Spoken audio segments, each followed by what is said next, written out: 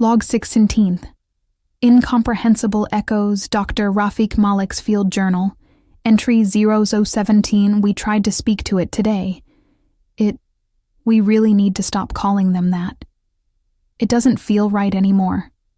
The being from Pod 07, is clearly aware, possibly observing us. It's breathing. It's tracking movement.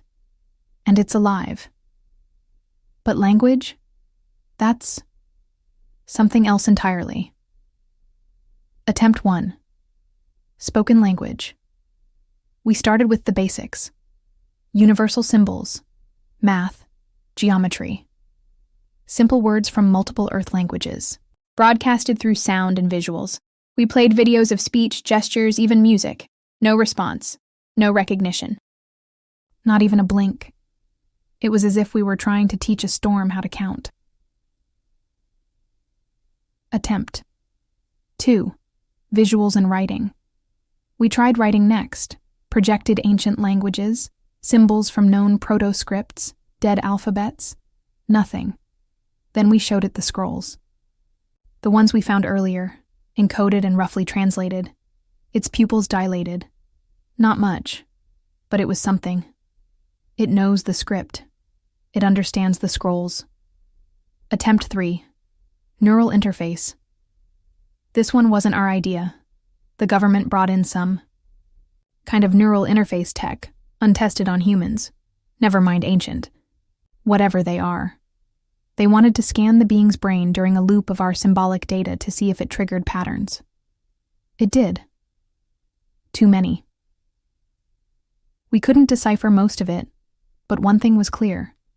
The brain is processing data in dimensions we don't even model. Language might not be audible or visible. It could be something deeper. Energetic. Rhythmic.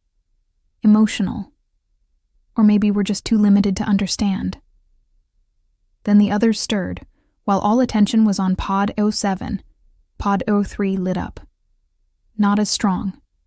Just enough. Then Pod 12 and Pod 14. We're up to 4 now, showing signs of awakening. 3 more on the edge. It's not a coincidence. Something's triggering them. Some say it's the environment. Others whisper it's the presence of their own kind. A resonance. A signal. Maybe Euro 7 is calling them. The room feels heavier every hour. We're being watched. Not just by the government. A change in the room, one of the interns swears they heard. A word spoken aloud. Not English. Not anything recorded. It came from nowhere. A low, melodic tone that made her cry and fall to her knees. She doesn't remember what it meant, but she said it made her feel smaller than the sky. We ran audio logs. No sound detected. What now? We still don't know what they are. Gods? Survivors? Weapons? But they are waking up, and we can't talk to them. Not really. We can only guess. Hope they're peaceful. Hope they're not angry. Hope they even care that we're here at all. One of the team said, "What if they aren't trying to speak to us? What if they're trying to speak to each other? And worse, what if we were never meant to find them?" Log 18. The Dreamer. Rafiq Malik's Field Journal. Entry 018, something's happening to Anna. She was the intern who heard the sound, or rather, felt it. Since then, she's different. Not drastically, not in a horror movie way, but subtly, internally. She says she's dreaming in colors that don't exist. First dream. Anna came to me this morning, pale and shaking but insistent she had to talk. "They weren't gods," she whispered. "They were lost, running from something. From themselves? I don't know. But they didn't mean to leave it behind." I asked her what it was. She said, "A crack in the sky." Shared symbols. She drew something while she spoke. A pattern, not unlike the sigils found on the containers. At first glance, random scribbles. But when we showed it to the linguistics, team, A few of the symbols matched fragments in the scroll of Exodus, the one that described the sealing of the world. How did she know? She shouldn't know. She says she dreams of towers floating in the sky, shattered and burning, of beings with skin like woven glass and eyes like inverted stars. She sees the pods from the inside, the feeling of time pausing. They aren't nightmares. They're memories. An empathic link? We're now entertaining the possibility that Anna has formed some kind of empathic resonance with Pod 07, maybe even others. Dr. Hune believes the sound she heard wasn't sound at all, but a psychic signature, a wave meant to locate a compatible mind. Someone open, receptive, unanchored by certainty. Anna fit the bill. What this means. Anna now understands fragments of the scrolls faster than the entire translation team. She can pick up meanings, emotional tones, intentions that make no sense to us otherwise. She says the scrolls aren't history, they're warnings. About what, she won't say. Or maybe she can't. The government's reaction naturally. The officials now have their eyes on her. One of the black-suited assistants followed her for hours yesterday. Another asked me to report any aberrant behavior immediately. I didn't, not yet. Anna's dreams may be the only way to learn what we've found and what we've woken up. Last note of the day. Anna stood in front of Pod 07 this evening. It was watching her again. And for the first time, she spoke to it. Not with words, but in that same humming melodic pulse that once brought her to tears. It blinked.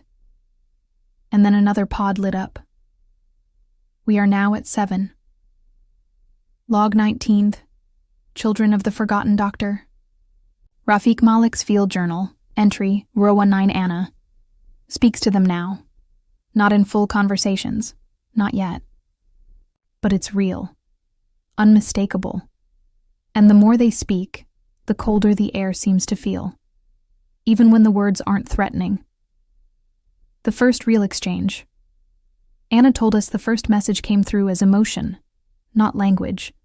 Shame, sorrow, and something she described as the weight of ages pressing against skin.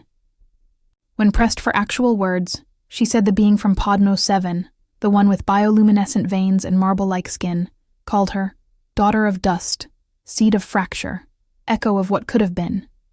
They don't seem angry, but they are not gentle. Everything they say carries a heavy, unsettling finality. You are doing it wrong. That phrase keeps repeating. They say we are accelerating toward a mistake they already made, that our pursuit of progress is not growth, but a spiral, the same spiral that caused their fall. Anna asked, "What are we doing wrong?" They answered, "You abandoned stillness. You worship speed.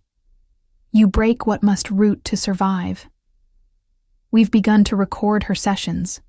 The linguists and philosophers are trying to parse meaning, though some are becoming increasingly distressed. We are their children? Perhaps the most disturbing part is this.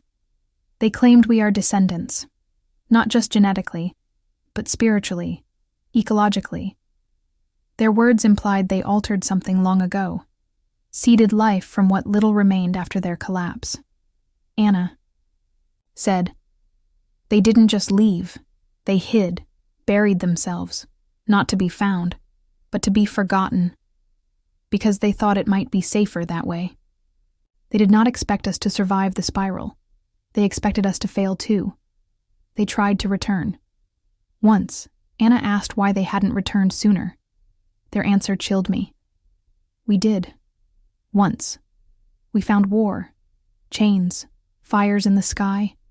You were young, furious, and we could not bear to be gods.